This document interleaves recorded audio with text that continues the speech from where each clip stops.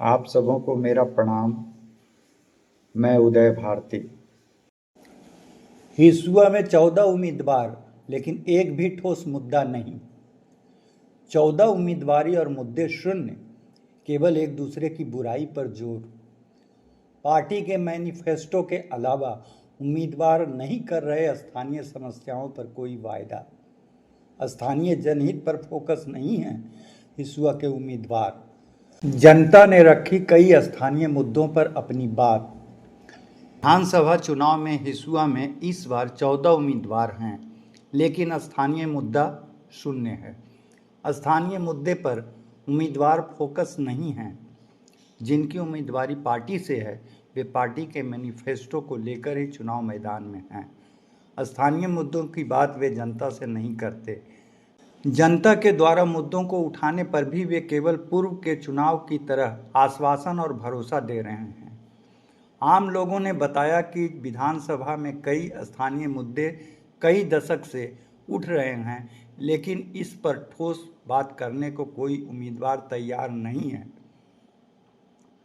लगभग सभी पार्टी के और निर्दलीय उम्मीदवार कोई भी दो चार ज्वलंत और सर्वहित के मुद्दे को लेकर नहीं चल रहे हैं। लोगों का कहना है कि प्रत्याशी केवल एक दूसरे के अवगुण, आरोप, पूर्व की वायरल बातें आदि को हाईलाइट कर जनता का वोट हथियाना चाहते हैं। लोगों ने बताया कि इन दिनों सोशल मीडिया पर उम्मीदवारों के समर्थक सबसे अधिक यही काम कर रहे हैं। वे अपने चहेते उम्मीदवार के प्रतिद्वंदी की बुराइयों को उछालने में लगे हैं, जिससे समाज में अशांति का माहौल बन रहा है।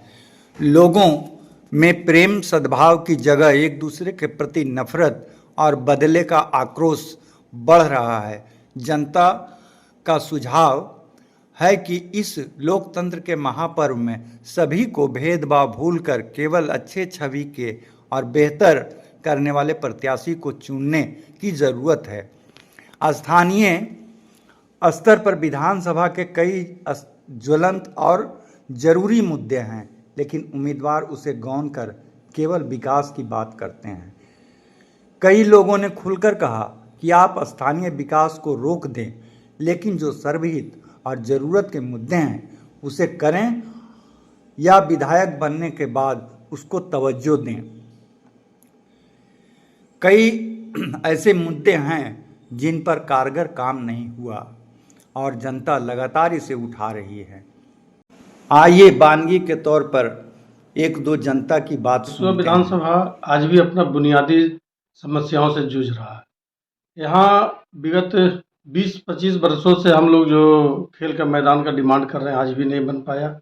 ना यहाँ कोई हेल्थ पार्क है, ना ही ओपन जिम है। जो बगल में राजगीर में देखिए, रोड के किनारे बहुत सारा लगा दिया गया है। आज उसके लिए हसुआ आज भी तरस रहा है। यहाँ ड्रेनेज सिस्टम भी आज तक बढ़िया नहीं हुआ। थोड़ा सा बारिश में पूरा शहर पानी पानी हो जाता है।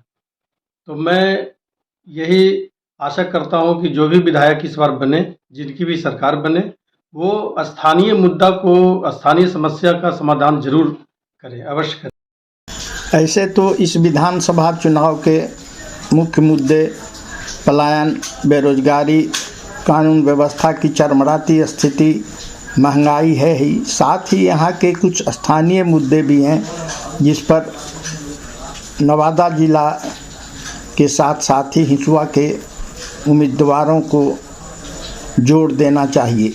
जैसे यहाँ बराबर सूखा पड़ता है, किसानों के लिए कोई सिंचाई का साधन नहीं है। यहाँ सिंचाई के साधन की सुविधा उपलब्ध करानी चाहिए। चिकित्सा का घोर अभाव है। छोटा से छोटा बीमारी में भी नवादा में इलाज नहीं हो पाता है, पावापुरी रेफर किया जाता है। न तो यहाँ कोई उद्योग हैं और न ही तकनीकी उत्तर शिक्षण संस्थान है।